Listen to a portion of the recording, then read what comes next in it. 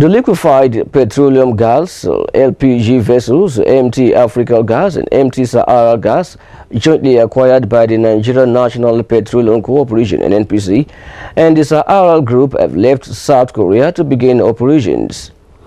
The vessels will berth in Austin, United States, to convey their first consignment of gas, expected to be delivered to the West African coast next month. Meanwhile, the vessel's operations are expected to actualize NNPC's vision, which aims on boosting the availability of the commodity in Nigeria and the West African sub-region. According to Sahara Group spokesman Bertel Obioma, the two vessels will address the lingering challenges of supply, affordability, and fraudulent activities of individuals and organizations seeking to adulterate cooking gas due to scarce supply. MT Gas has already taken the lead, commencing its maiden voyage by sailing towards the Caribbean U.S. Gulf region. However, Sahara Gas is due to follow suit in the coming weeks.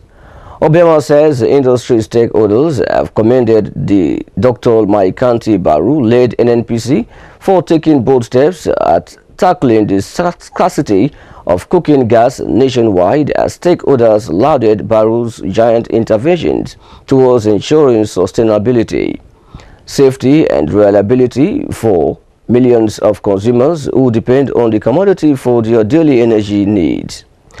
The joint venture is run by two companies, NNPC LNG Limited, a wholly owned subsidiary of NNPC, and Sahara Energy's Oil and Gas.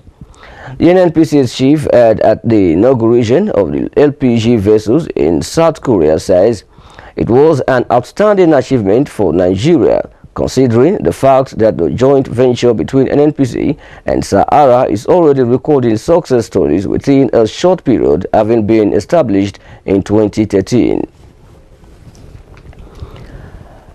Gold edged up on Thursday as dollar weakened after the U.S. Federal Reserve kept interest rates unchanged at its first meeting since President Donald Trump's inauguration. Spot gold rose 0.44% to $1,214.45 per ounce, while U.S. gold futures were up to 0.7% to $1,216.7, with the dollar index edged lower 0.1% to 99.540. The Fed kept interest rates unchanged but painted a relatively upbeat picture of the U.S. economy that suggested it was on track to tighten monetary policy this year. Meanwhile, spot gold could test a resistance at $1,219 per ounce, as it had found a support at $1,197. The metal gained more than 5% in January, which was its best month since June 2016, as the dollar suffered its worst start to the year in 3 decades. Meanwhile, investors also turned their attention to a quarterly report from the Bank of England on Thursday. The BOE was expected to avoid adding to speculation about a first interest rate hike in nearly a decade, even as it acknowledges the resilience of Britain's economy since last year's Brexit vote shock.